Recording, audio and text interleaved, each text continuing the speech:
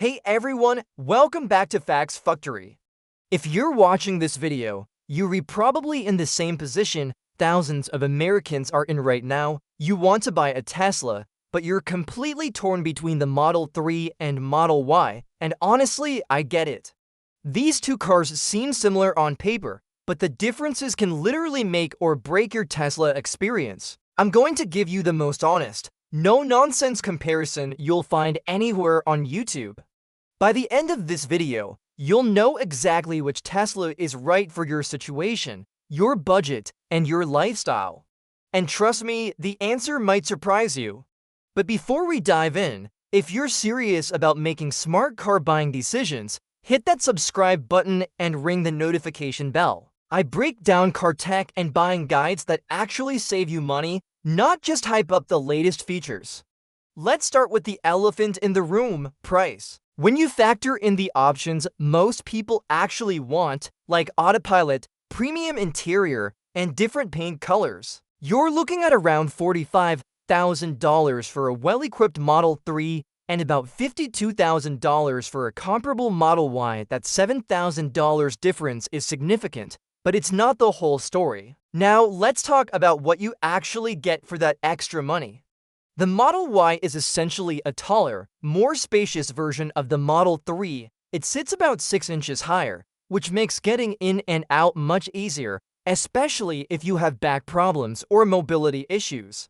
The cargo space difference is huge. The Model Y has 76 cubic feet with the rear seats down compared to just 15 cubic feet in the Model 3. But here's where it gets interesting. The Model Y's higher seating position and better visibility make it feel more like a traditional SUV, which is what most Americans are used to driving.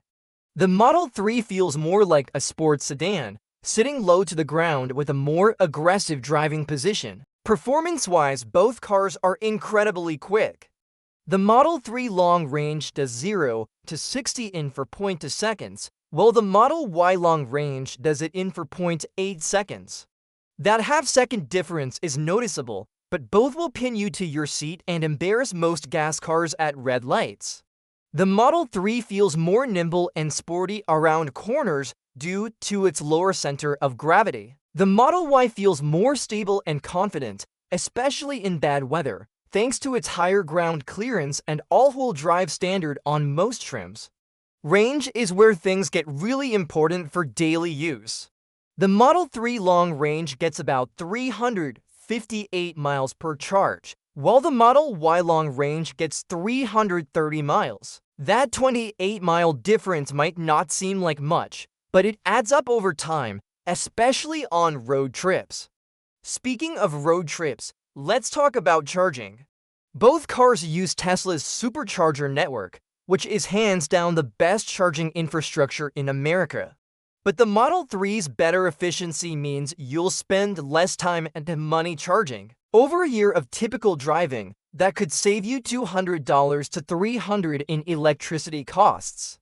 Now here's something most reviewers won't tell you: insurance costs. The Model Y typically costs about $150 to $200 more per year to insure than the Model 3. Why? It's classified as an SUV, it's more expensive to replace, and statistically, SUVs have slightly higher claim rates. Maintenance costs are virtually identical since both cars have the same drivetrain and most components. Tesla's service intervals are minimal, mainly tire rotations and cabin air filter changes. Let's talk about practicality with real-world scenarios. If you have kids, the Model Y is a no-brainer. The higher seating position makes installing car seats easier, the larger doors make getting kids in and out simpler, and the massive cargo area means you can actually fit strollers, sports equipment, and groceries without playing Tetris. Here's a scenario: you're a family of 4 living in suburban America. You need to haul kids to soccer practice, take weekend trips to Costco, and occasionally drive to visit family a few states away. The Model Y's extra space, easier entry and exit, and higher driving position make daily life significantly easier. That $7,000 premium starts to feel worth it when you're not struggling to fit everything you need. But what if you're single or a couple without kids? The Model 3 might actually be the better choice. It's more fun to drive, gets better range, costs less to buy and insure, and honestly, looks cooler. If you don't need the extra space, why pay for it? Let's talk about technology and features. Both cars have the same 15-inch touchscreen, the same autopilot capabilities, and the same over-the-air updates. The Model Y does have a slightly better sound system due to its larger cabin, but the difference isn't dramatic. One thing that might surprise you, the Model 3 actually has better build quality in most cases. Tesla has been making the Model 3 longer, so they've worked out more of the manufacturing kinks. The Model Y, being newer, still has some quality control issues that pop up occasionally. Here is my honest recommendation: if you're rebuying your first Tesla and you're coming from a traditional SUV or crossover, get the Model Y. The familiar driving position, extra space, and easier entry will make your transition to electric much smoother.